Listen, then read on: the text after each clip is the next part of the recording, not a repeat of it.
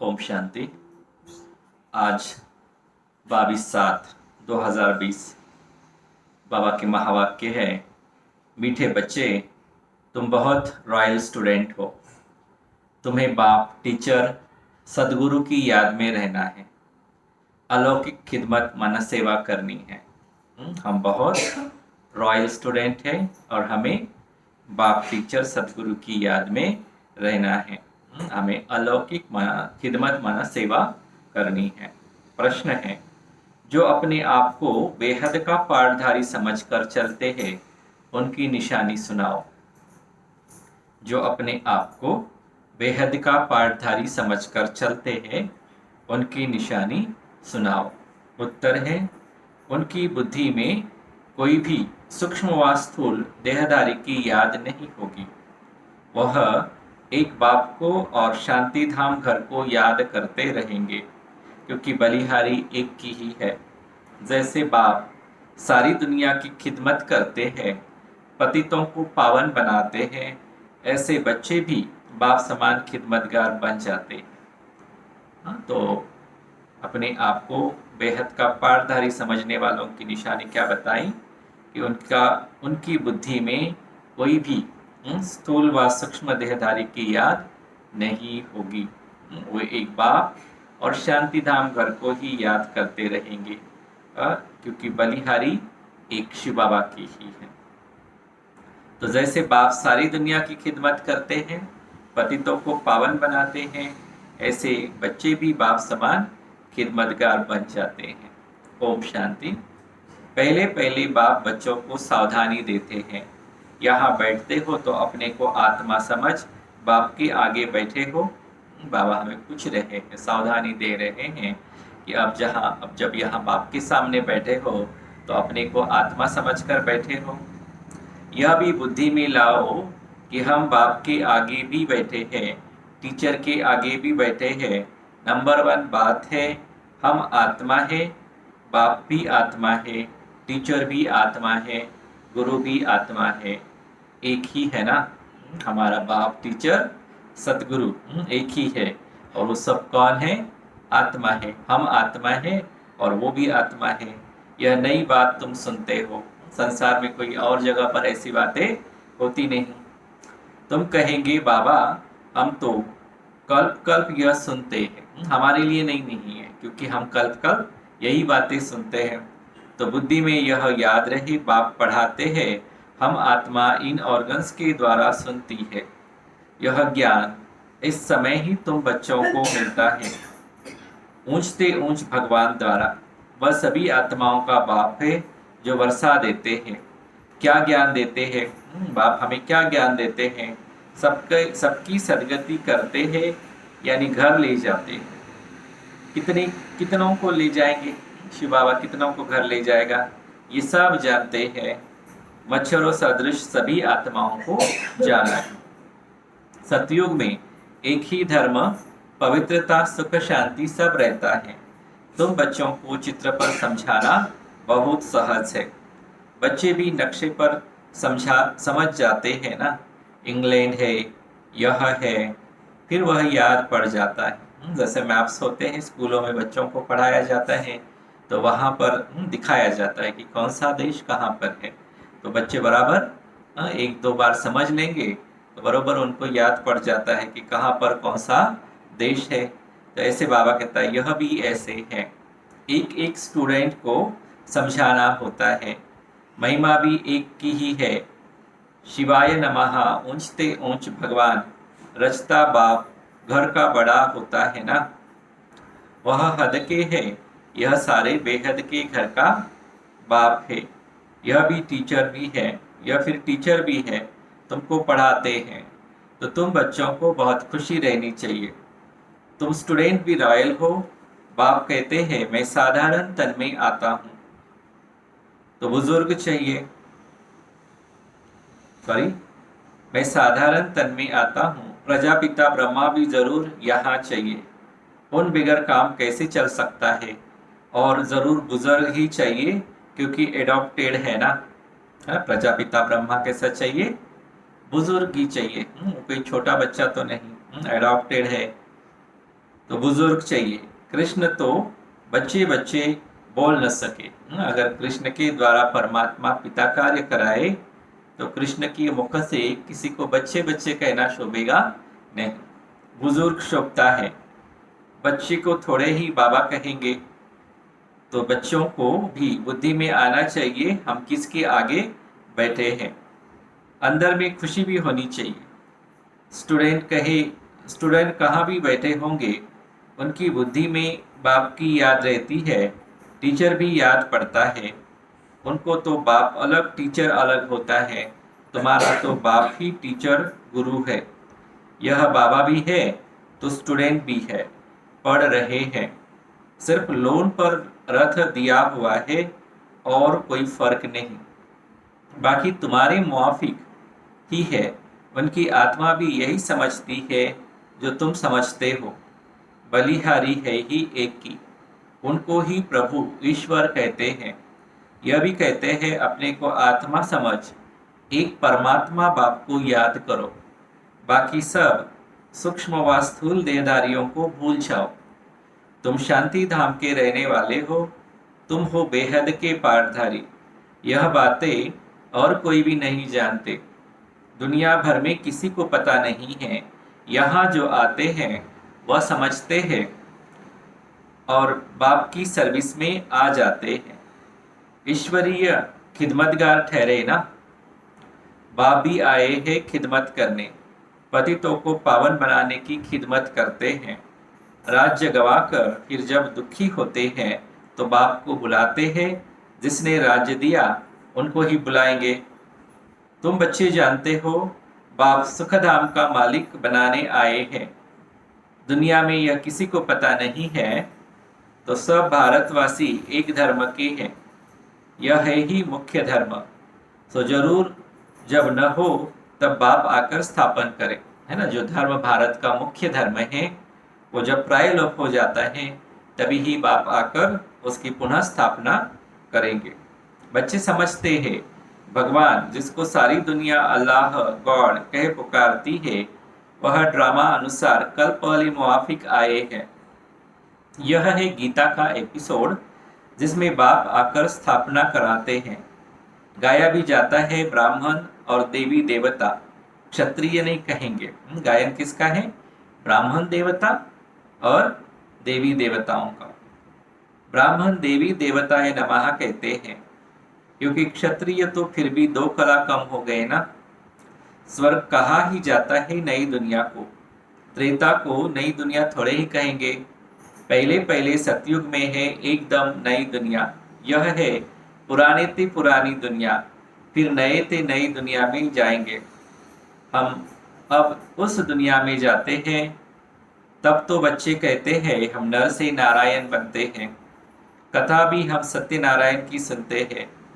Prince बनने की कथा नहीं कहते, सत्यनारायण की कथा है। वह नारायण को अलग समझते हैं, परंतु नारायण की कोई जीवन कहानी है नहीं। ज्ञान की बातें तो बहुत है ना, इसलिए 7 रोज दिए जाते हैं। 7 रोज भट्टी में रहना पड़े, परंतु ऐसे भी नहीं यहाँ भट्टी में रहना है। ऐसे तो फिर भट्टी का बहाना कर बहुत ढेर आ जाए। पढ़ाई सवेरे और शाम को होती है। दोपहर में वायुमंडल ठीक नहीं होता। रात्रि का भी 10 से 12 तक बिल्कुल खराब टाइम है। यहाँ तुम बच्चों को भी मेहनत करनी है, याद में रहे सतो प्रधान बनने की। कौन सी मेहनत करनी है हमें? याद में रहकर सतो प्रधान बनने की। वहाँ तो सारा दिन काम धंधे में रहते हो। ऐसे भी बहुत होते हैं जो धंधाधोरी करते फिर पढ़ते भी है जास्ती अच्छी नौकरी करने के लिए। यहाँ भी तुम बच्चे पढ़ते हो तो टीचर को याद करना पड़े जो पढ़ाते हैं। अच्छा, टीचर समझकर ही याद करो तो भी तीनों ही इकट्ठा याद आते हैं। बाप, टीचर, गुरु तुम्हारे लिए बहुत सहज है, झट याद आने चाहिए। यह हमारा बाप भी है, टीचर और गुरु भी है। ऊंचते ऊंच बाप है जिससे हम स्वर्ग का वर्षा ले रहे हैं। हम स्वर्ग में जरूर जाएंगे, स्वर्ग की स्थापना जरूर होनी है। तुम पुरुषार्थ सिर्फ करते हो ऊंच पद पाने लिए। यह भी तुम जानते हो, मनुष्यों को भी पता पड़ेगा, तुम्हारा आवाज फैलता रहेगा। तुम ब्राह्मणों का अलौकिक धर्म है, श्रीमत पर अलौकिक सेवा में तत्पर रहना है। यह भी मनुष्यों को पता पड़ जाएगा कि तुम श्रीमत पर कितना ऊंच काम कर रहे हो। तुम्हारे जैसे अलौकिक सर्विस कोई कर न सके। तुम ब्राह्मण धर्म वाले ही ऐसा कर्म करते हो, तो ऐसे कर्म में लग जाना चाहिए, इसमें ही बिजी रहना चाहिए। बाप भी बिजी रहते हैं ना। तुम राजधानी स्थापन कर रहे हो, वह तो पंचायत मिलकर सिर्फ पालना करती रहती है। यहाँ तुम गुप्त वेश में क्या कर रहे हो? तुम हो इनकॉग्निटो, अननोन वॉरियर्स। इनका अर्थ भी कोई समझते नहीं है। तुम डबल अहिंसक सेना हो। बड़ी हिंसा तो यह विकार की है जो पतित बनाती है, इनको ही जीतना है। भगवान उवाच का महाशत्रु है। इन पर जीत पाने से तुम जगत जीत बन जाएंगे। यह लक्ष्मी नारायण जगत जीत है ना। जगत भारत जगत जीत था। यह विश्व के मालिक कैसे बने, यह भी बाहर वाले समझ न सके। इस समझने में बुद्धि बड़ी विशाल चाहिए कि लक्ष्मी नारायण विश्व के मालिक कैसे बने, जगत जीत कैसे बने। इसको समझने के लिए बुद्धि कैसे चाहिए? बाबा कहते बड़ी विशाल बुद्धि चाहिए। बड़े बड़े इम्तिहान पढ़ने वालों की विशाल बुद्धि होती है ना। तुम श्रीमत पर अपना राज्य स्थापन करते हो, तुम किसी को भी समझा सकते हो। विश्व में शांति थी और कोई राज्य नहीं था, स्वर्ग में शांति हो न सके। बहिष्ठ को कहते ही है गार्डन ऑफ अल्लाह। सिर्फ बगीचा थोड़े ही होगा, मनुष्य भी चाहिए ना। अभी तुम बच्चे जानते हो हम बहिष्ठ के मालिक बन रहे हैं। तुम बच्चों को कितना नशा रहना चाहिए और ऊंच ख्यालात होने चाहिए। तुम बाहर के कोई भी सुख को नहीं चाहते हो। इस समय तुमको बिल्कुल सिंपल रहना है। अभी तुम ससुर घर जाते हो, यह है पियर घर। यहाँ तुम्हें डबल पिताए मिले हैं, एक निराकार ऊंचते ऊंच, दूसरा फिर साकार, वह भी ऊंचते ऊंच। अभी तुम ससुर घर विष्णुपुरी में जाते हो, उनको कृष्णपुरी नहीं कहेंगे। बच्चे की पुरी नहीं होती, विष्णुपुरी अर्थात लक्ष्मी नारायण की पुरी। तुम्हारा है राजयोग, तो जरूर नरसे नारायण बनेंगे। तुम बच्चे हो सच्चे सच्चे खुदाई खिदमतगार। बाबा सच्चा खुदाई खिदमतगार उसे कहते हैं जो कम से कम 8 घंटा आत्माभिमानी रहने का पुरुषार्थ करते हैं। कोई कर्म बंधन न रहे तब खिदमतगार बन सकते हो और कर्मातीत अवस्था हो सकती है। नर से नारायण बनना है तो कर्मातीत अवस्था जरूर चाहिए।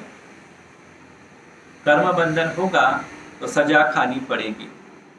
बच्चे खुद समझते हैं याद की मेहनत बड़ी कड़ी है। युक्ति बहुत सहज है, सिर्फ बाप को याद करना है। भारत का प्राचीन योग मशहूर है, योग के लिए ही नॉलेज है जो बाप आकर सिखलाते हैं। कृष्ण कोई योग थोड़े ही सिखलाते हैं, कृष्ण को फिर स्वदर्शन चक्र दे दिया है। वह भी चित्र कितना रॉन्ग है। अभी तुमको कोई चित्र आदि भी याद नहीं करना है, सब कुछ भूलो, कोई में बुद्धि न जाए, लाइन क्लियर चाहिए। यह है पढ़ाई का समय। दुनिया को भूल अपने को आत्मा समझ और बाप को याद करना है, तभी पाप नाश होंगे। बाप कहते हैं पहले पहले तुम अशरीरी आए थे, फिर तुमको जाना है ना। परम धाम से जब आत्मा उतरी तो कोई देह के साथ नहीं उतरी ना, वो तो बिंदु रूप ज्योति स्वरूप अशरीरी आत्मा इस पृथ्वी पर आई और यहाँ उसको यह शरीर मिला है, तो उसको जैसी आई है वैसे ही जाना है। ये शरीर उसको यहाँ ही छोड़ना है। तुम ऑलराउंडर हो, वह होते हैं हद के एक्टर्स। तुम हो बेहद के। अभी तुम समझते हो हमने अनेक बार पार्ट बजाया है, अनेक बार तुम बेहद के मालिक बनते हो। इस बेहद के नाटक में फिर छोटे छोटे नाटक भी अनेक बार चलते रहते हैं। सतयुग से कलयुग तक जो कुछ हुआ है वह रिपीट होता रहता है। ऊपर से लेकर अंत तक तुम्हारी बुद्धि में है मूल वतन, सूक्ष्म वतन और सृष्टि का चक्र। बस और कोई धाम से तुम्हारा काम नहीं। तुम्हारा धर्म बहुत सुख देने वाला है। उनका जब समय आएगा तब वह आएंगे। नंबरवार जैसे जैसे आए हैं वैसे ही फिर जाएंगे। हम और धर्म का क्या वर्णन करेंगे। बाबा कहता है जैसे जैसे नंबरवार धर्म आए हैं वैसे ही परम धाम में आत्माएं जाएगी और अपने अपने सेक्शन में बैठेगी। बाबा ने नटसेल में समझाया है। बाबा कहता है और धर्मों की बातें हम डिटेल में क्या वर्णन करेंगे। तुमको सिर्फ एक बाप की ही याद रहनी है। चित्र आदि सब यह सब भूलकर एक बाप को याद करना है। ब्रह्मा विष्णु शंकर को भी नहीं, सिर्फ एक को। वह समझते हैं परमात्मा लिंग है। अब लिंग समान कोई चीज हो कैसे सकती। वह भला ज्ञान कैसे सुनाएंगे। क्या प्रेरणा से कोई लाउड स्पीकर रखेंगे जो तुम सुनेंगे। प्रेरणा से तो कुछ होता नहीं। ऐसे नहीं शंकर को प्रेरते हैं। यह सब ड्रामा में पहले से नूंद है। विनाश तो होने का ही है। जैसे तुम आत्माएं शरीर द्वारा बात करती हो वैसे परमात्मा भी तुम बच्चों से बात करते हैं। उनका पाठ ही दिव्य अलौकिक है। पतितों को पावन बनाने वाला एक ही बाप है। कहते हैं मेरा पाठ सबसे न्यारा है। कल्प पहले जो आए होंगे वह आते रहेंगे। जो कुछ भी पास्ट हुआ ड्रामा, इसमें जरा भी फर्क नहीं। फिर पुरुषार्थ का ख्याल रखना है। ऐसे नहीं ड्रामा अनुसार हमारा कम पुरुषार्थ चलता है फिर तो पद भी बहुत कम हो पड़ेगा। पुरुषार्थ को तेज करना चाहिए। ड्रामा पर छोड़ नहीं देना है। अपने चार्ट को देखते रहो, बढ़ाते रहो। नोट रखो हमारा चार्ट बढ़ता जाता है, कम तो नहीं होता है। बहुत खबरदारी चाहिए। यहाँ तुम्हारा है ब्राह्मणों का संग, बाहर में सभी है कुसंग। वह सभी उल्टा ही सुनाते हैं। अब बाप तुमको कुसंग से निकालते हैं। मनुष्यों ने कुसंग में आकर अपना रहन सहन, अपनी पैरवाइश आदि सब बदल दी है। देश वेश ही बदल दिया है। यह भी जैसे अपने धर्म की इंसल्ट की है ना। अपनी पैरवाइश बदल दी, रहन सहन बदल दिया, देश वेश बदल दिया। तो जैसे अपने धर्म की इंसल्ट की। देखो कैसे कैसे बाल बनाते। देह अभिमान हो आता है। 100-150 रुपया देते हैं सिर्फ बाल बनाने के लिए, है ना। बाबा के ज़माने की बात है। आज के ज़माने तो हज़ारों रुपए लगते हैं। ब्यूटी पार्लर्स में खर्चा करते हैं लोग जा करके। इसको कहा जाता है अति देह अभिमान, है ना। देह अभिमान भी, उसमें भी अति, कि बालों के ऊपर इतना खर्चा करना। वह फिर कभी ज्ञान उठा न सके। इतने फैशनेबल जो है, बाबा कहता है कभी ज्ञान नहीं उठा सकते। बाबा कहते हैं बिल्कुल सिंपल बनो। ऊंची साड़ी पहनने से भी देह अभिमान आता है। माताओं को बाबा समझा रहे हैं। देह अभिमान तोड़ने के लिए सब हल्का कर देना चाहिए। अच्छी चीज देह अभिमान में लाती है। तुम इस समय वनवाह में हो ना। हर चीज से मोह हटाना है। बहुत साधारण रहना है। शादी आदि में भल रंगीन कपड़े आदि पहन जाओ। तोड़ निभाने अर्थ पहना, फिर घर में आकर उतार दिया। तुमको तो वाणी से परे जाना है। वानप्रस्थी सफेद पोष में होते हैं। तुम एक एक छोटे बड़े सब वानप्रस्थी हो। छोटे बच्चों को भी शिव बाबा की ही याद दिलानी है। इसमें ही कल्याण है। बस हमको अभी जाना है शिव बाबा के पास। अच्छा, मीठे मीठे सिखिल दे बच्चों प्रति माता पिता बाप दादा का याद प्यार और गुड मॉर्निंग। रूहानी बाप की रूहानी बच्चों को नमस्ते। हम रूहानी बच्चों की रूहानी बाप दादा को याद प्यार, गुड मॉर्निंग और नमस्ते। वाह बाबा वाह, शुक्रिया बाबा शुक्रिया। धारणा के लिए मुख्य सार है। सदा ध्यान रहे कि हमारी कोई भी चलन देह अभिमान वाली न हो। बहुत सिंपल रहना है। किसी भी चीज में ममत्व नहीं रखना है। कुसंग से अपनी संभाल रखनी है। दूसरी पॉइंट है, याद की मेहनत से सर्व कर्म बंधनों को तोड़ कर्मातीत बनना है। कम से कम 8 घंटा आत्माभिमानी रहे, सच्चा सच्चा खुदाई खिदमतगार बनना है। वरदान है, सदा बेहद की स्थिति में स्थित रहने वाले बंधन मुक्त जीवन मुक्त भव। देह अभिमान हद की स्थिति है और देही अभिमानी बनना यह है बेहद की स्थिति। देह में आने से अनेक कर्म के बंधनों में हद में आना पड़ता है, लेकिन जब देही बन जाते हो तो ये सब बंधन खत्म हो जाते हैं। जैसे कहा जाता है बंधन मुक्त ही जीवन मुक्त है, ऐसे जो बेहद की स्थिति में स्थित रहते हैं वह दुनिया के वायुमंडल, वाइब्रेशन, तमोगुनी वृत्तियां, माया के वार, इन सब से मुक्त हो जाते हैं। इसको ही कहा जाता है जीवन मुक्त स्थिति, जिसका अनुभव संगम युग पर ही करना है ना। जीवन मुक्त स्थिति का अनुभव हमें, पहला जन्म हमारा कौन सा है? संगम युगी ब्राह्मण जीवन। तो बाबा ने जीवन मुक्त का अर्थ बहुत सिंपल शब्दों में कहा कि कैसे, जैसे जीवन मुक्त माना क्या? बेहद की स्थिति में सदा स्थित रहने वाले, दुनिया की वायुमंडल, वाइब्रेशन, तमोगुनी वृत्तियां, माया के वार, इन सब से मुक्त हो जाते हैं। इसको ही कहा जाता है जीवन मुक्त स्थिति। तो अभी हमें इसके लिए सदा क्या करना है? देही अभिमानी बनना है। देह अभिमान हद की स्थिति है और देही अभिमान बेहद की स्थिति है। देह में आने से अनेक कर्म बंधनों में आते हैं, हद में आ जाते हैं, और जब देही बन जाते हैं तो सब बंधन खत्म हो जाते हैं। तो ऐसे हमें यहाँ संगम युग पर ही जीवन मुक्त स्थिति का अनुभव करना है। स्लोगन, निश्चय बुद्धि की निशानी, निश्चित विजयी और निश्चिंत। उनके पास व्यर्थ आ नहीं सकता। जो निश्चय बुद्धि आत्मा है वो निश्चिंत विजयी है। निश्चय विजयी, निश्चित विजयी और निश्चिंत है, इसलिए उनके पास कोई भी व्यर्थ संकल्प नहीं आ सकता। अच्छा, ओम शांति।